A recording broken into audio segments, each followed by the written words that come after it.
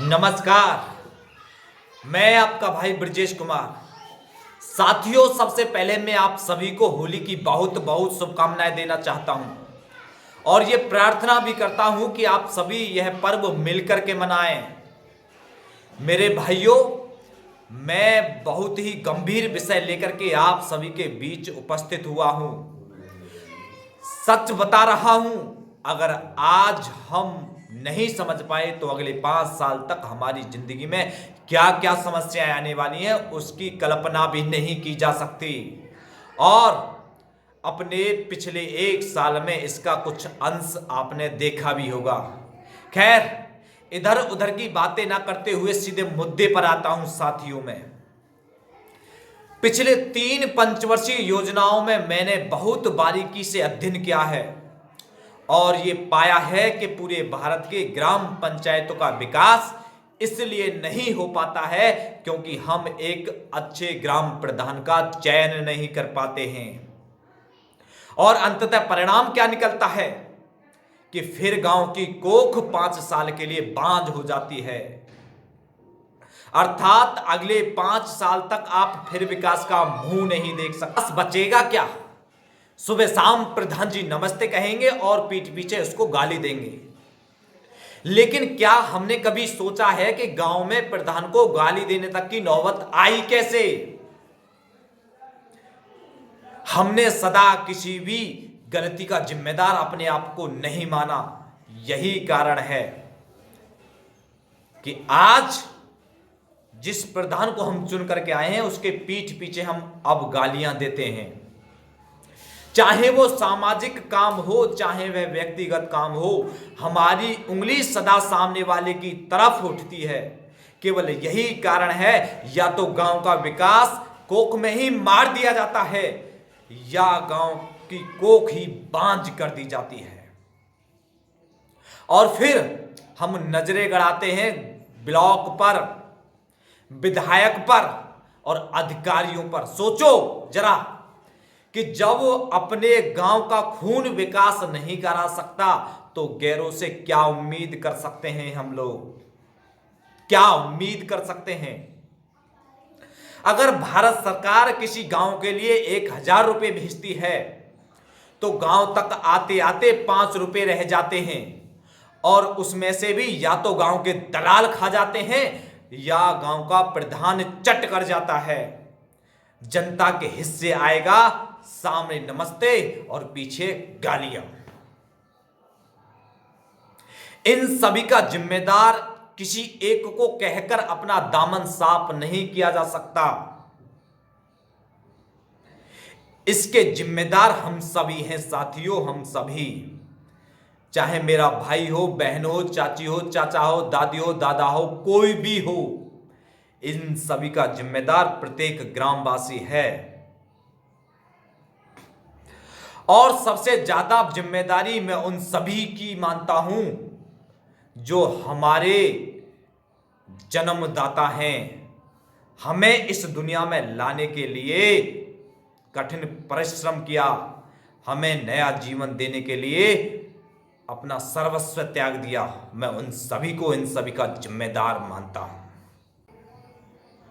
क्योंकि हमारे पास इतना अनुभव नहीं है। केवल हमारे पास 2, 4, 6 साल का अनुभव हो सकता है, लेकिन उनकी दाढ़ी सफेद हो गई फिर भी समझ नहीं पाए हमारे गांव में कौन सा वृक्ष छाया देगा, कौन सा वृक्ष लकड़ी देगा और कौन सा वृक्ष मीठे फल दे सकता है। हर बार वही गलती दोहराई जाती है। हर बार साथियों, हर बार वही गलती दोहराई जाती है। फर्क बस इतना होता है कि कल नशेड़ी के हाथों में हमारा गांव चला गया, आज दलाल के हाथों में हमारा गांव चला गया है और कल जोहारी, घमंडी, धन्ना सेठ और कमजोर के हाथों में हमारा गांव चला जाएगा, जिसे विकास की ABCD भी नहीं आएंगी। अंततः परिणाम क्या निकलेगा उसका फायदा हमारे गांव के दलाल उठाएंगे और फिर एक बार गांव का विकास या तो कोख में मार दिया जाएगा या गांव की कोख को ही बांझ कर दिया जाएगा। लेकिन गांव के बुजुर्गों को क्या फर्क पड़ता है? क्या फर्क पड़ता है गांव के बुजुर्गों को?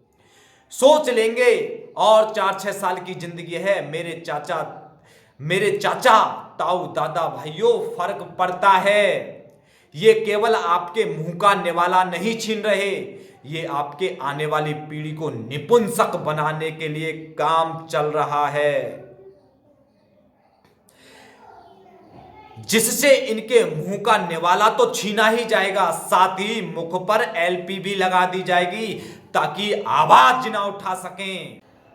और हम चुप हैं क्यों? एक पिता अपने संतानों के लिए अपना अंग अंग बेच देता है, और एक मां पहले अपना खून और फिर अपने मुंह का निवाला खिला करके अपनी संतानों को बड़ा करती है। लेकिन जब अपने गांव के दलाल और प्रधान वही निवाला छीनते हैं, तब कहां चली जाती है आपकी भक्ति? कोई पिता नहीं चाहता कि उसकी औलादे दलाल, नशेड़ी, जुहारी किसी प्रकार का नशा करें।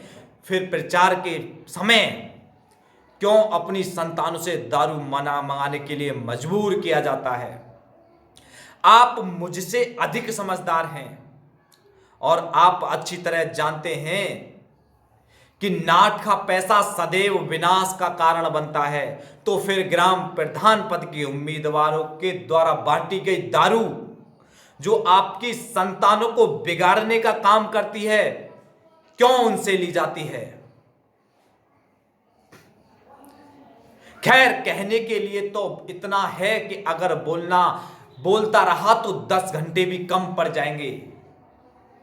साथियों, मैं आप सभी से अनुरोध करता हूं और ये विनती करता हूं कि अब भी आपके पास समय है। आप इस समय का सदुपयोग कीजिए और अपने मन मस्तिष्क को खोल लीजिए, क्योंकि अगर वक्त निकल गया तो 5 साल के बाद ट्रेन आकर के आपके घर के दरवाजे पर रुकेगी और उस समय तक आप फिर भूल जाओगे कि मुझे क्या करना चाहिए था।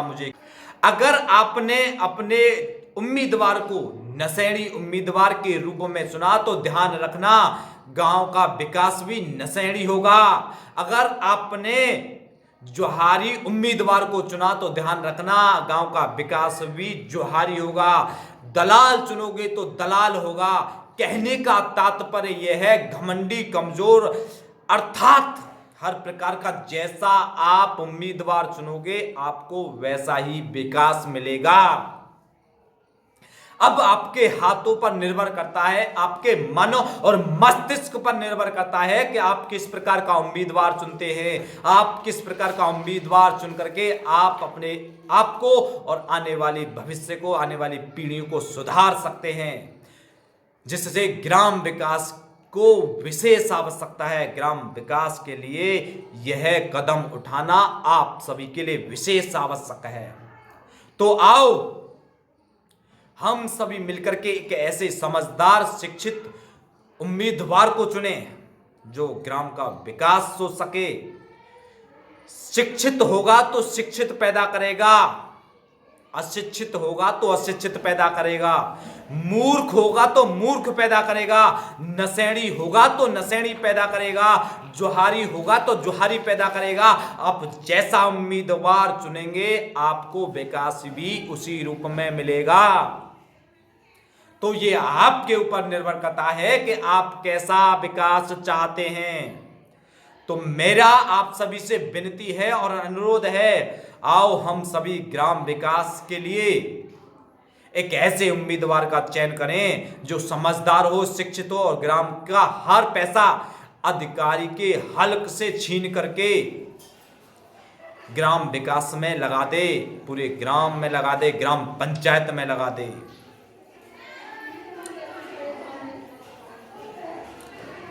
आओ हम सभी भ्रम की रीढ़ तोड़ करके यथार्थ की ओर चलें, सत्यता के साथ खड़े हों और जाति, धर्म, मजहब, पंथ, अमीरी, गरीबी